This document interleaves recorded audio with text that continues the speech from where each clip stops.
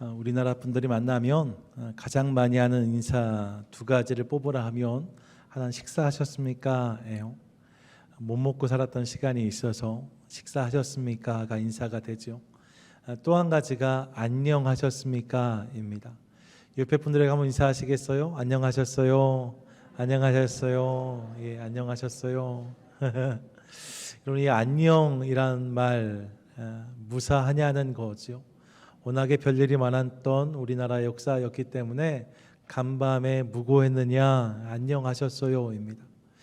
비슷한 맥락으로 이해되는 인사가 이스라엘의 샬롬입니다. 한번 옆에 분들에게 고백해 주세요. 샬롬, 샬롬. 이 샬롬이 평화, 화평이란 의미거든요. 그래서 우리나라의 안녕하셨어요가 이스라엘의 샬롬이다, 이렇게 설명하는 분들도 계십니다. 비슷하기도 하고 좀 다르기도 한데 오늘 말씀 가운데 그것들 나누기 원하고요. 오늘은 그런 맥락 속에서 화평케 하는 자에 대해서 함께 말씀을 나누어 가도록 하겠습니다. 오늘 주님께서 말씀하시는 팔복 중 7번째 말씀은 화평하게 하는 자의 복입니다. 먼저 이 말씀을 이해하기 위해서 화평에 대해서 생각해 보기 원해요. 본문이 언급하는 화평이 헬라어로 보면 에이레네라고 기록하였고, 그래서 이 에이레네의 히브리식 표현이 샬롬입니다. 평안, 평화, 화평이라는 의미이죠. 구체적으로 이 샬롬이 무엇일까 생각해 볼 필요가 있는데요. 샬롬은 단순히 갈등이나 싸움이 없는 상태를 의미하는 것은 아닙니다. 사실 갈등이나 분열이 없는 상태를 우리가 안녕이라고 하는데 샬롬은 그것을 포함하지만 그 이상의 의미를 가지고 있어요.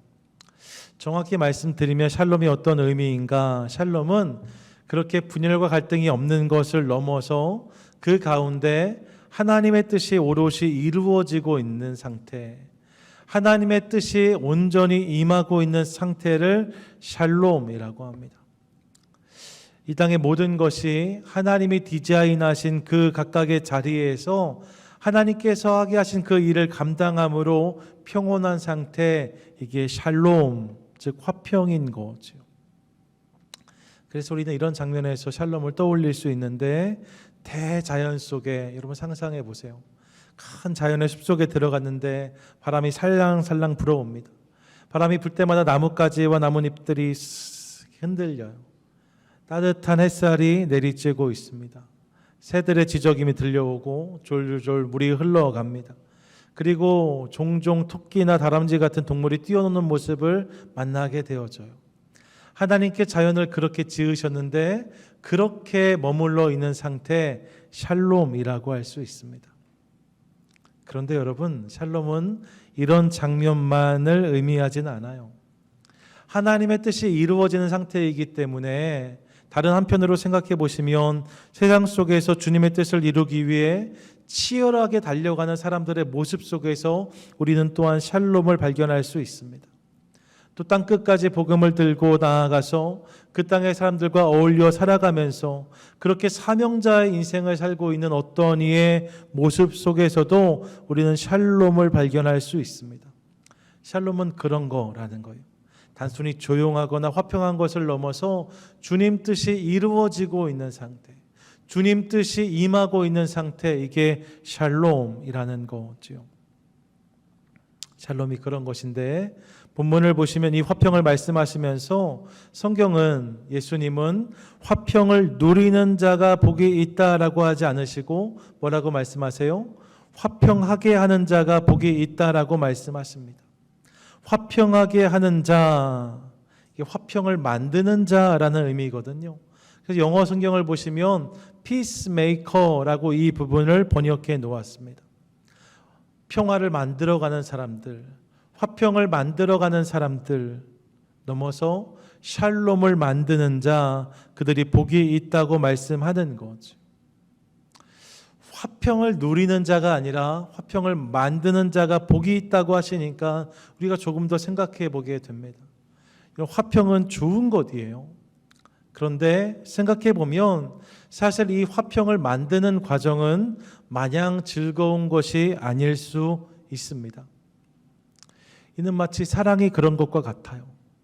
사랑은 참 아름다운 것이지요. 하지만 그 사랑을 하는 것은, 그 사랑을 만드는 과정은 결코 쉽지 않습니다. 때로는 사랑하기 위해 아파하고 힘들어하고 어려워하는 분들을 봅니다. 그런 일들을 감내하면서 사랑을 만들어 가는 거죠. 그래서 조용필의 노래 창밖의 여자를 보면 뭐라고 노래해요? 누가 사랑을 아름답다 했는가 하잖아요. 누가 사랑을 아름답다 했는가? 예, 사랑이 아름답다고 들었지만 막상 그 사랑을 하는 과정은 너무 힘들고 아프다는 절절한 고백이 담긴 노래가 맞지요? 제 세대 노래가 아니어서 그런 거예요. 사랑은 아름답지만 사랑은 하는 일은 쉬운 것이 아니라는 거죠. 자유도 마찬가지입니다. 자유도 분명 좋은 것이지만 이것을 만들어가는 과정은 절대로 만만하지가 않습니다. 누군가는 이를 위해서 수고하고 또 섬기고 양보함으로, 때론 누군가 이것을 위해서 목숨까지 던짐으로 자유는 주어지고 지켜지는 것을 확인합니다. 그래서 미국에 있는 전쟁 기념관이나 전쟁 관련 공원에 가면 꼭 이렇게 쓰여 있어요. 뭐라고요? Freedom is not free 라고 적혀져 있습니다. 뭐예요? 자유는 공짜가 아니라는 거예요. 자유는 좋은 것이지만 그 자유를 누리기 위해서는 누군가의 수고와 헌신, 희생이 있어야 한다는 이야기죠. 화평도 그와 같습니다. 화평, 샬롬을 만드는 일은 저절로 되어지지 않습니다. 샬롬은 좋은 것이지만 샬롬을 만드는 것, 화평케 하는 일은 쉬운 일이 아니라는 거예요. 아니요. 사실 좀 더 생각해 보면 샬롬이 하나님의 뜻이 온전히 이루어지는 상태라는 사실을 기억한다면 사실 이 샬롬을 만드는 것은 우리가 할 수 없는 일인 것처럼 느껴집니다. 하나님의 뜻이 온전히 이루어지는 상태를 우리가 만들어낼 수 있을까? 그런 생각을 하게 되는 거지요. 왜요? 사실 우리는 샬롬을 만들기보다 샬롬을 깨뜨리는 일에 더 열심을 내는 존재이기 때문에 그렇습니다. 우리가 가만히 있으면 샬롬이 이루어지기보다는 샬롬이 깨지는 것을 더 많이 경험해요. 성경은 하나님의 뜻을 이루는 것보다 그분의 뜻을 거역하고 깨뜨리고 반했던 인간들의 모습을 우리에게 여실 없이 고발하고 있습니다.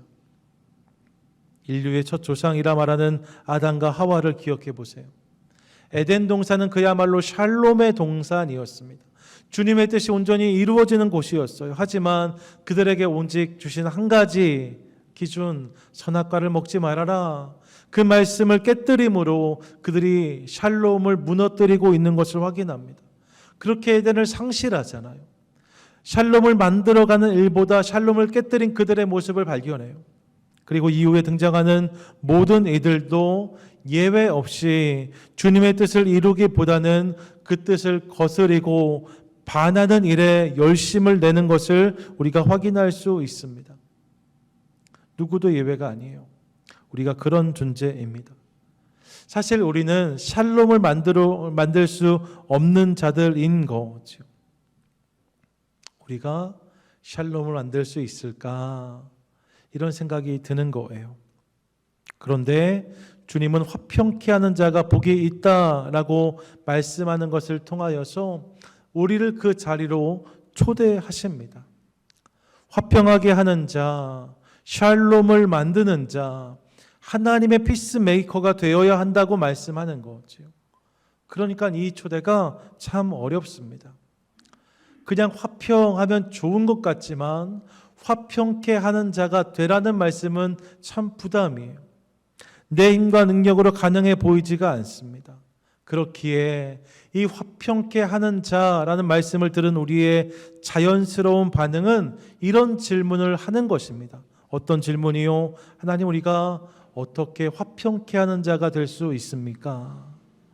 주님, 우리가 어떻게 샬롬을 만들어낼 수 있습니까? 이것이 우리의 정직한 질문인 거죠.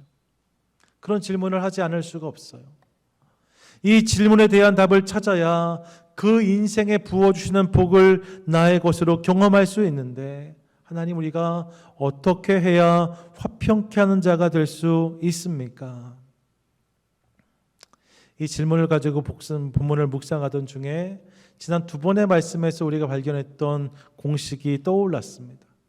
여러분, 지난주와 그 전 시간을 기억해 보시면 팔복을 살피면서 팔복이 8가지의 복인데, 특별히 앞에 있는 4가지 복과 뒤에 있는 4가지 복을 나누어 생각할 수 있다라고 말씀을 드렸어요.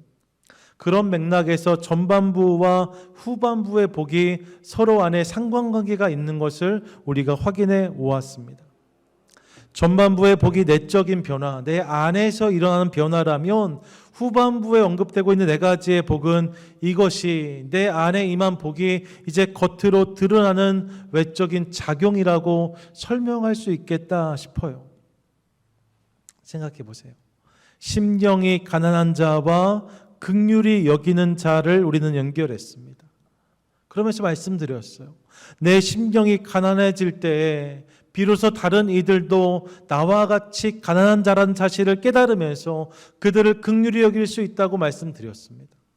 하나님이 말씀하시는 긍휼은 그냥 동정심이나 불쌍히 여기는 것이 아니라 내가 그런 자인 것을 깨달음으로, 저도 나와 같구나 이것을 인정함으로 동일시라고 말씀드렸잖아요. 그 안에서 일어나는 긍휼한 마음, 이것이 주님이 원하시는 마음이라고 말씀을 드렸어요. 그런가 하면 마음의 청결도 같은 맥락이었습니다. 마음의 청결은 애통하는 자가 경험할 수 있다고 말씀드렸어요. 애통하는 자, 내 자신의 연약함을 깨닫고 아파하며 내 안에 나를 향한 눈물이 흐르기 시작할 때 주님이 그들을 위로하시겠다고 말씀하시거든요.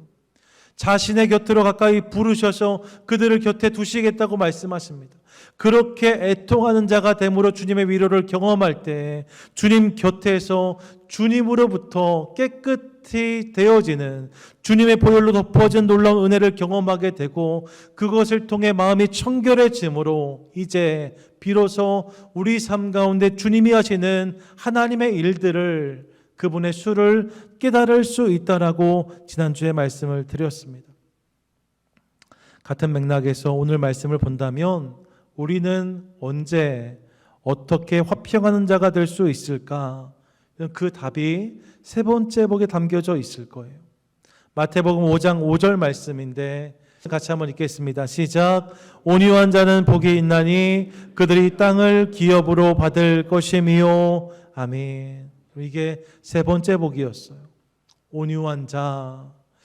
우리가 온유한 자가 될 때에 우리가 화평케 하는 자가 될 수 있다, 이 사실을 깨닫게 되는 거죠. 여러분 기억하세요? 온유 말입니다. 이 온유는 단순히 순하고 착한 모습이 아니라고 말씀을 드렸습니다.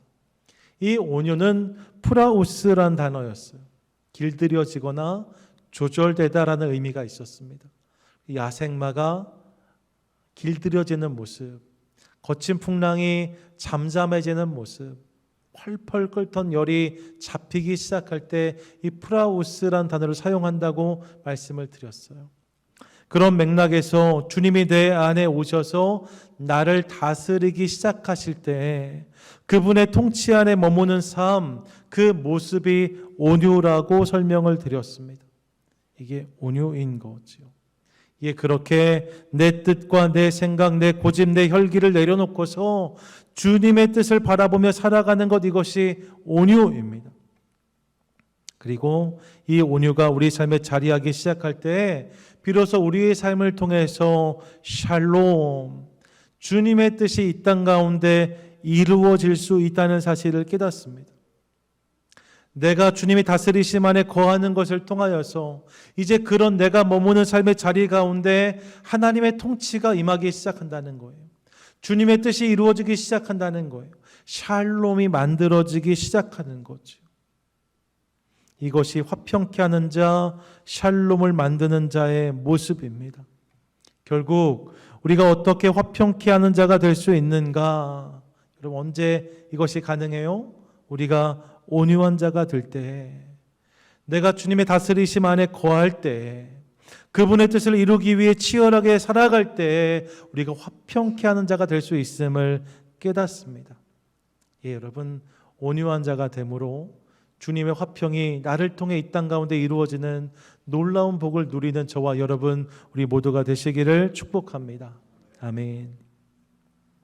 그럼 그들이 어떤 복을 누리는가? 마태복음 5장 9절 다시 이렇게 말씀하는데 같이 읽겠습니다. 시작. 화평하게 하는 자는 복이 있나니 그들이 하나님의 아들이라 일컬음을 받을 것이미요. 아멘. 뭐라고 말씀합니까? 화평케 하는 자에게 주어지는 복이 있는데 그들이 하나님의 아들이라고, 하나님의 딸이라고, 하나님의 자녀라고 일컬음을 받게 된다라고 말씀합니다. 여기서도 주목할 것이 있습니다. 여러분, 화평한 자가 될 때에 하나님의 아들, 딸이 된다라고 말씀하지 않아요. 그럼 뭐라고 말씀해요? 하나님의 아들과 딸이라 일컬음을 받는다라고, 그렇게 인정받는 자가 된다라고 말씀하고 있습니다. 이 부분을 주목하기 원해요. 여러분, 우리가 하나님의 아들과 딸이 되는 것, 그것은 사실 무엇으로 가능합니까?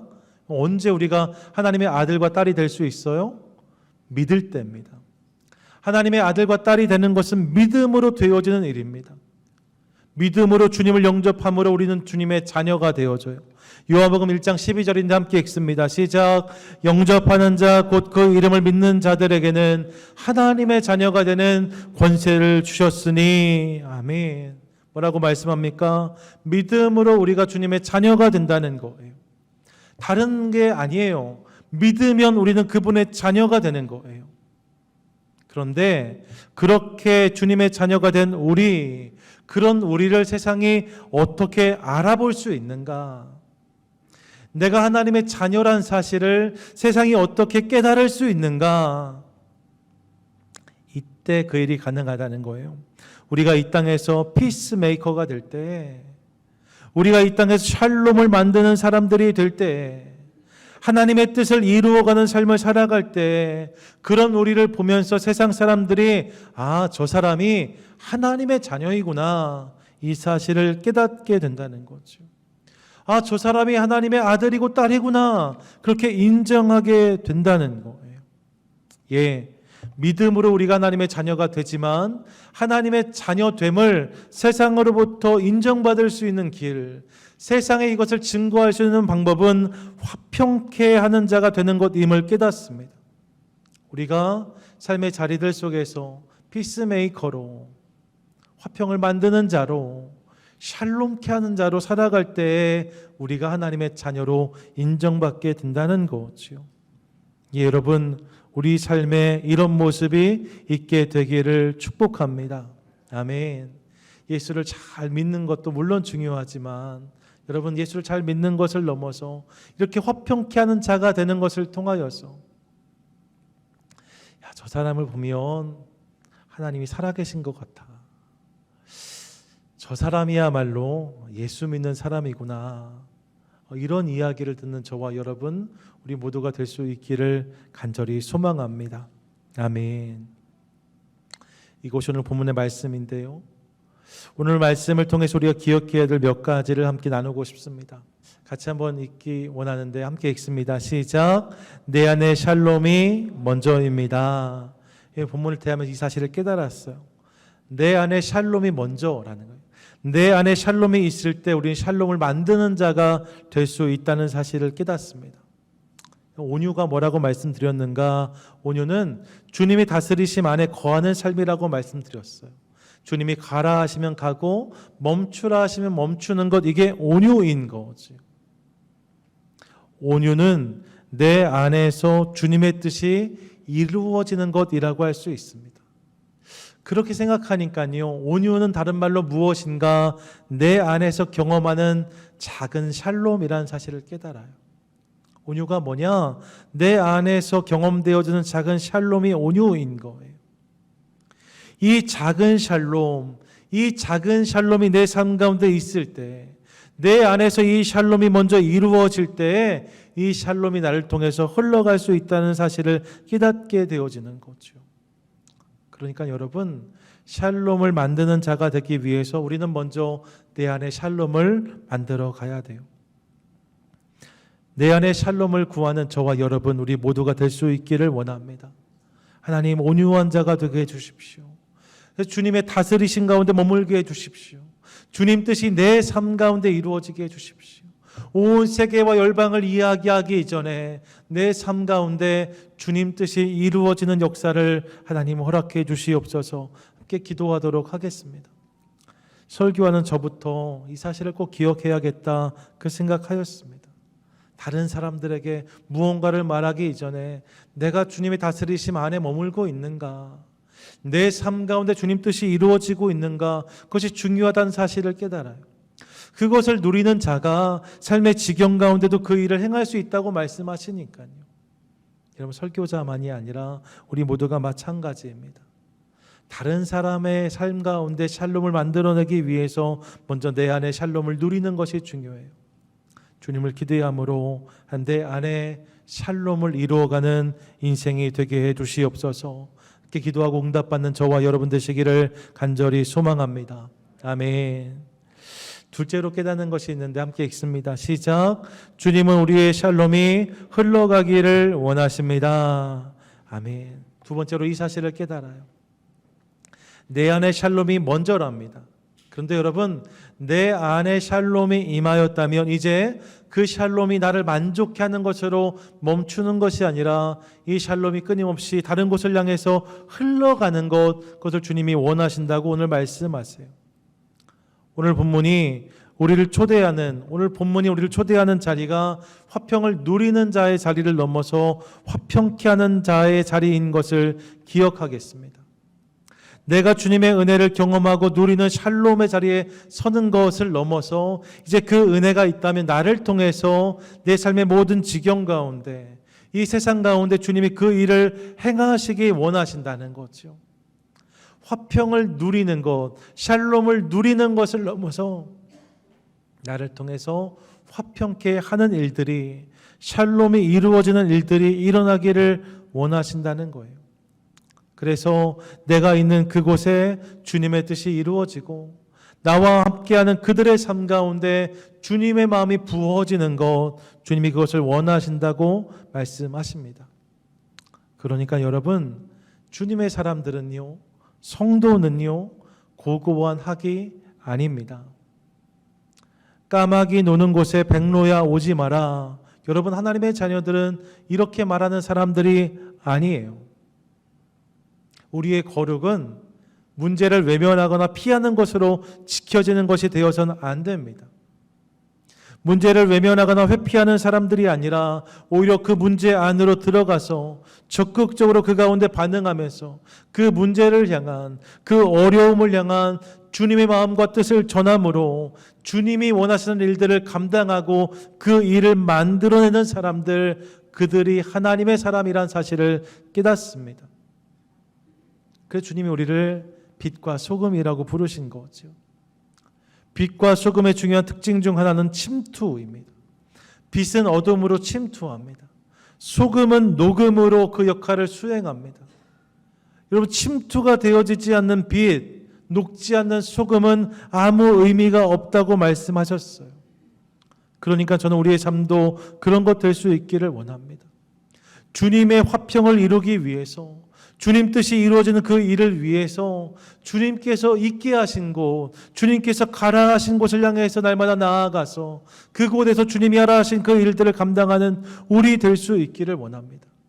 그렇게 우리의 삶이 주님이 원하시는 곳을 향해서 흘러가기 시작할 때, 그들과 만나고 그들과 교제하고 그들을 축복하기 시작할 때 우리의 삶의 지경 가운데 여호와의 샬롬은 임하게 될 줄로 믿습니다.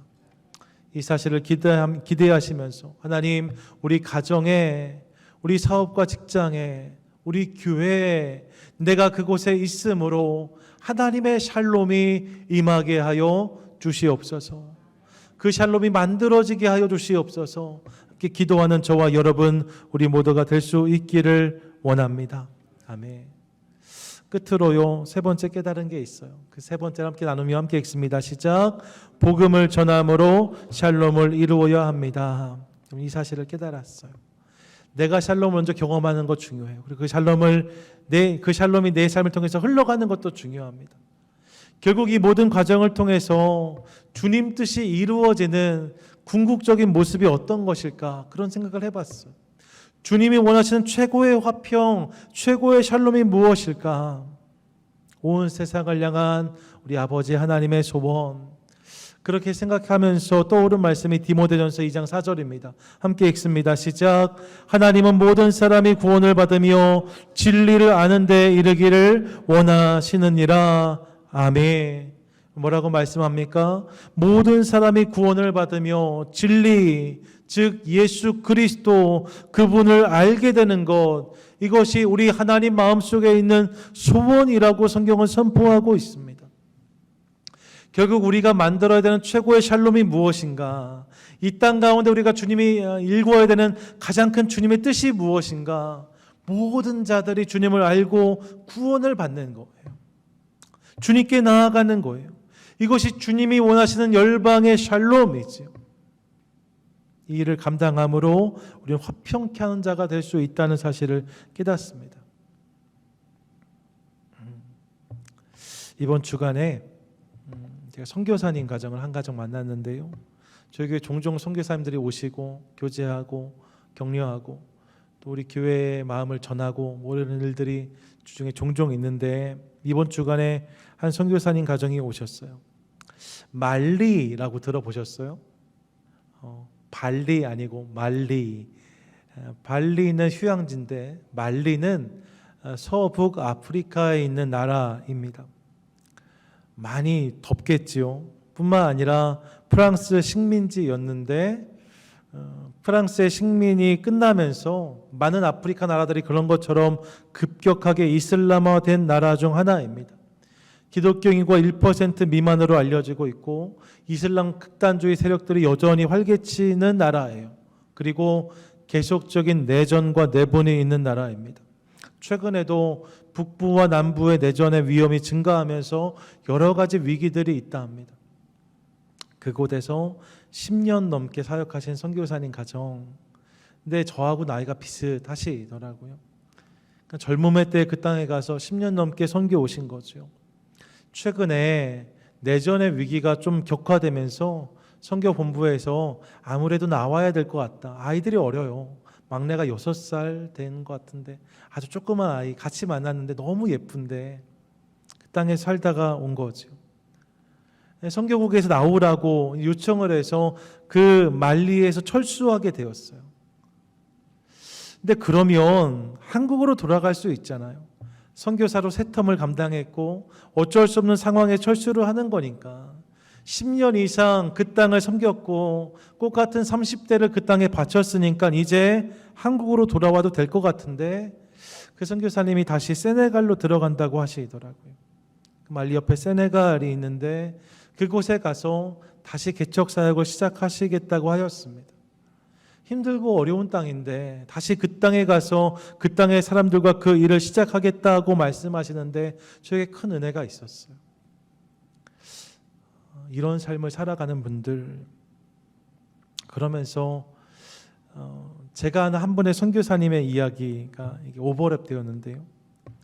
제가 아는 선교사님 중에 또 한 분, 인도 시킴 지역에서 사역하는 선교사님이 계세요. 인도 북동쪽 산악지대입니다. 네팔, 부탄, 티베트하고 국경이 맞닿아 있어요. 종종 그 땅의 사진을 보면 정말 열악해도 이렇게 열악할 수가 없어요. 물자를 한번 주고받으려면 이렇게 밧줄로 이쪽 산 끝에 저쪽 산 끝을 이렇게 연결해서 돌려서 올려야 되는 그런 지역에 사역을 하세요. 이분이 실은 미국에 사셨어요. 10년 전까지 이곳에 사시다가 비즈니스 하셨거든요.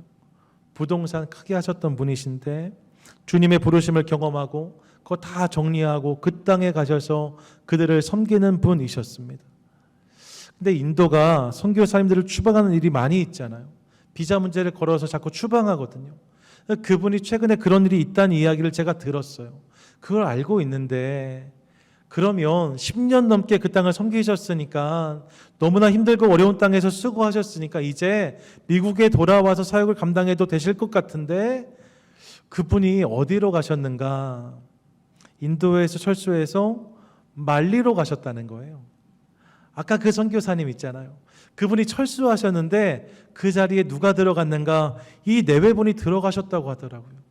몰랐던 이야기인데 그 이야기를 듣고 깜짝 놀랐습니다. 이제 전쟁이 끝난 게 아니라 시작되려고 하는데 그 땅에 가셨다는 거예요. 우리는 자녀들 다 자랐으니까 우리는 괜찮다 하시면서 그 땅에 들어가셨다는 이야기를 들었습니다. 그렇게 내외분이 사역을 시작해서 이 첫 텀을 감당하고 계시다는 이야기를 들으면서 제 안에 큰 감동과 은혜가 있었어요. 여러분, 그분들이 왜 그 땅에 들어가서 그 일을 감당하실까요? 그 땅의 사람들은 그분들을 보면서 무엇을 느낄까요? 여러분, 분명합니다. 그분들은 화평을 위해서 그 땅에 들어가는 거예요. 그 땅의 샬롬을 이루기 위해서, 그 땅에도 주님 뜻이 이루어지는 것을 보기 위해서, 잃어버린 영혼들이 돌아오고 예수를 알게 되는 주님 뜻이 이루어지는 일을 위해서 그 땅에 들어가는 거죠. 그리고 그런 그들을 보면서 그 땅의 사람들은 하나님의 아들, 하나님의 딸을 깨닫게 될 거예요. 전쟁통에 모두가 철수하는 상황 속에서 이 땅에 와서 다시 복음을 증거하겠다는 저들을 보면서 하나님이 정말로 계시구나, 주님이 저들을 통해서 일하시는구나 깨닫게 되는 거죠. 여러분, 이게 화평하는 자의 모습이겠다, 이 생각을 하게 되었습니다. 결국 이런 모습을 통해서 화평케 하는 일이 이 땅 가운데 임하게 되어지고, 그런 모습을 보면서 사람들은 그 삶 가운데 저들이 하나님의 아들이다, 주님의 딸이다는 고백을 하게 된다는 거예요. 선교지만이 아닙니다. 우리의 삶 가운데서도 마찬가지예요. 남들이 하기 힘들어하는 일, 어려워하는 일, 꺼리는 일, 그 자리에 가서 그 일을 묵묵히 감당하는 사람들, 주님의 마음과 뜻이 그곳에 있음을 기억하며 끝까지 섬기는 그들을 보면서 세상은 하나님의 자녀를 보게 된다고 성경은 말씀합니다. 바라기는 모든 영혼이 구원을 받고 예수 그리스도를 알게 되는 것, 그것이 주님이 원하시는 온 세상을 향한 가장 큰 주님의 뜻이고, 이것이 이루어지는 것이 가장 큰 샬롬을 이루는 것인데, 우리 삶 가운데도 그런 모습, 그런 헌신이 있음을 통하여서 샬롬을 만들어가는 저와 여러분, 우리 모두가 될 수 있기를 간절히 원합니다. 말씀을 정리하시지요. 사랑하는 여러분, 화평케 하는 일, 샬롬을 만드는 일은 절대로 낭만적인 것이 아닙니다. 때로는 손해도 봐야 하고 수고와 희생, 고생도 감내해야 합니다. 하지만 그렇게 주님 뜻이 이 땅에 이루어지는 것을 위해 수고하고 애쓰는 삶을 살아갈 때 세상은 그런 우리의 모습 속에서 하나님의 자녀를 보게 된다고 주님 말씀하세요. 그런 삶을 살라고 우리를 초대하십니다. 그런 말을 들어보지 않겠니? 우리에게 말씀하세요. 바라기는 오늘 말씀을 마음에 새김으로 내 안에 온유, 즉 내 안에 샬롬을 경험하고 그 샬롬을 흘려보내는 것을 통하여서 하나님의 아들로, 하나님의 딸로 이 땅을 살아가는 저와 여러분, 우리 모두가 되시기를 주님의 이름으로 간절히 축원드립니다. 아멘.